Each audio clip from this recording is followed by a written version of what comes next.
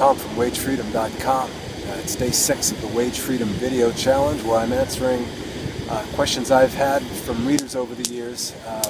Had a ton of them, and people interested in becoming an expat either in Bali or elsewhere, and also how to fund their life overseas.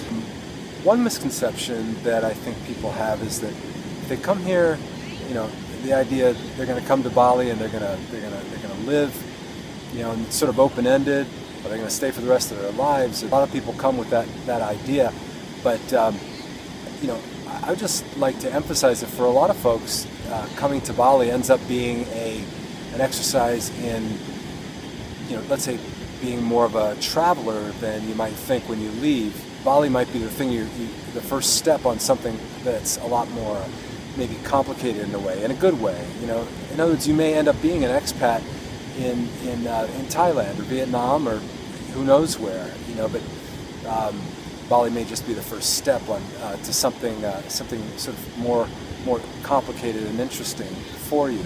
Be open to that, because there's nothing, even though Bali may be the thing that prods you and gets you to come to live in this part of the world, it may not be the place that you end up, and there's nothing wrong with that.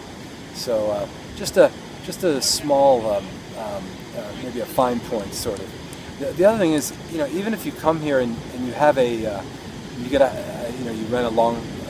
do a long-term lease and you've rented a house and the rest of it, you may not spend 12 months a year in Bali. I know a lot of folks who've been here for decades, who are either in Europe for a good part of the year, usually the summer months, or North America or Australia. Okay, for a lot of people, Bali, being a Bali expat, is 4 or 5 months a year coming here every year. Maybe to a place that they've rented for 20 years, or just maybe some new place every time that they come. I guess my point is that there's so many ways to do this. Don't think that it's up to you the way you want to do it. It's not just, some people probably come and never leave, and this is it, and they dig in and that's it. But for a lot of people, it's just a first step or an additional step, in some lifelong process, right? So either way, it may not be as simple as what you think it's going to be, and that's, in my opinion, just fine. So misconceptions. Not every expat's like a youngster. You don't have to be in your 20s or 30s necessarily to become one of these high-tech digital nomad types that travels around the world with their laptop and can make money from anywhere and the rest of it. I mean, Bali's got a lot of people like that, digital nomads and digital expats. But by no means do I've known people of every age that are here, who have come at different ages and are still here into their 70s and even later. The fact is that, a little personal note, my mother actually came here when she was 80 years old, when she was 80, and bought a place in Bali. Mind you, her son and his wife were right next to her in a condominium. But she had spent some time here, a couple months here already, and enjoyed it. Took the chance and spent several years here and liked it. And so it just goes to show that even into your 80s, it's quite. And I know other people who are still here in their 80s. So just be open to that. That this is not necessarily expatism isn't necessarily a young person's endeavor. Okay. Here's a big one. Misconceptions. You don't have to be rich to be an expat. I know expats that in one way or another, have plenty of money. It's not an issue. Don't talk too much about it. But clearly, it's just not an issue, and that's great. But the majority, by far, of expats that I know are not, don't have a trust fund, and they didn't inherit a lot of money, and maybe they didn't even, maybe they're retired, but they didn't exactly, retire with $1 million. Okay, that is, the majority of people are living on much less, and as I've explained in the earlier videos and on wagefreedom.com at length, you can live quite well here for a lot less money than you can in the Western world. But and the fact is that most people use that as a entrance to being here in the first place. This segues into another misconception, which is that if you come here and you're not all flush with cash, that the only way to be here is to either open a business or get a job. It's just not true. Okay. First of all, getting a job here is not the way most people are going to do it. It's just difficult for an employer to justify hiring a foreigner to go through to do it legally, because he'd have to pay roughly 3,000 US a year for a residence work permit, a quitas, and for some employers, they'll need you that badly, and they'll do that. Maybe you're a manager of a restaurant or whatever, but that's going to be sort of the exception. People do that. Okay, you can find somebody who will need someone, maybe some skills that you have, and they'll pay that money to get you the residence permit.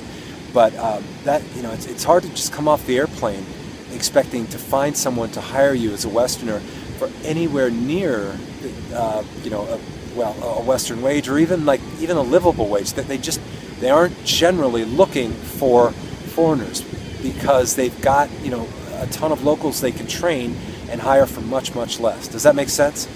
So I'm not saying that you can never get a job here as a foreigner, because you can, but you would tend to have that lined up before you ever got here. I hope that makes sense. The other idea is to open your own business, your own restaurant, your own guest house, hotel, yoga studio, dive shop, etc.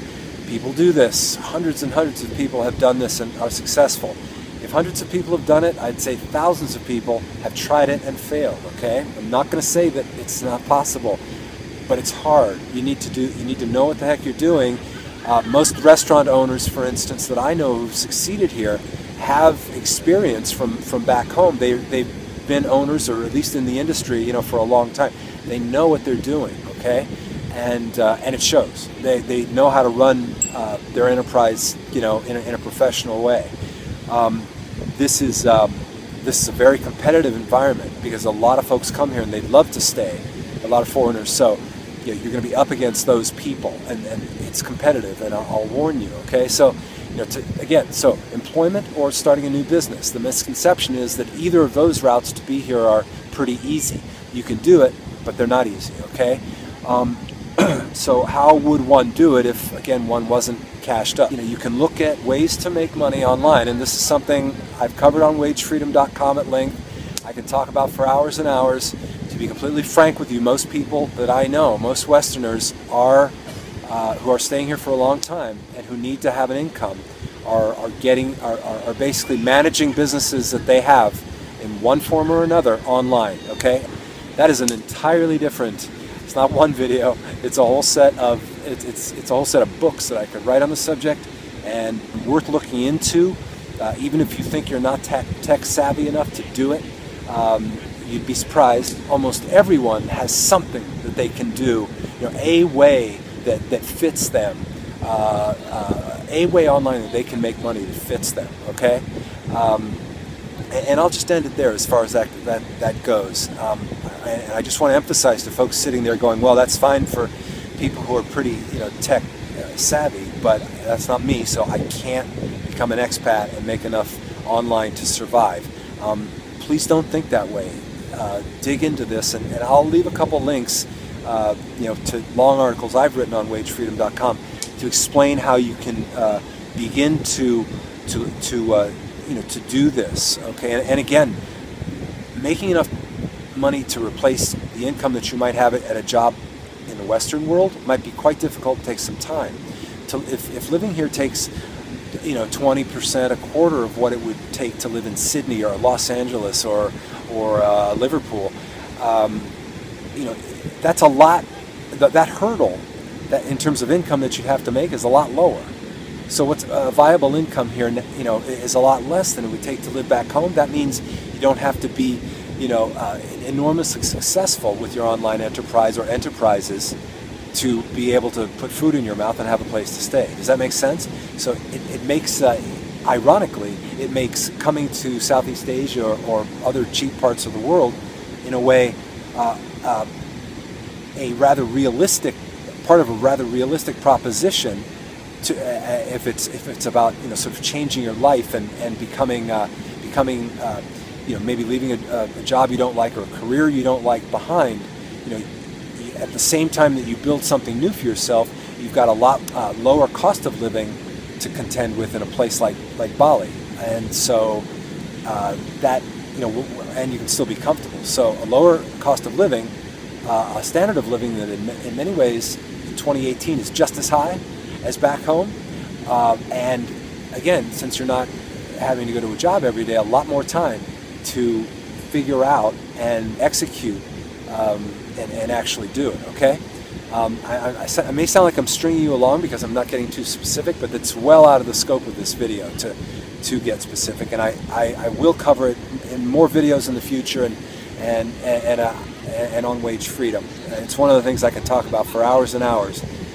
I have a lot of experience at many different ways at this stage myself. I've been doing it basically since roughly 2009, okay? You may think sitting there at home that, you know, it just sounds so involved to try to move to a different country that, you know, you're going to have to get a residence permit. You're going to have, you know, open a bank account. You're going to have to get a foreign driver's license. You're going to have to learn the language. All these things are, everything I just mentioned is not necessarily the case, okay? None of them are required to spend months or even years in a new country, all right? There are longer term visas that I covered earlier in this little you know, series of videos that I've done here. Longer term visas that you can get. You may not even need to be driving yourself around, so a driver's license is not necessarily something that you need. Get an international driver's license before you come, because if you rent a motorbike, for example, that will be basically all the licenses that you need, or good enough to get you a motorcycle license here in Bali. Okay, get an international driver's license before you leave. They're always handy. You know, you don't have to.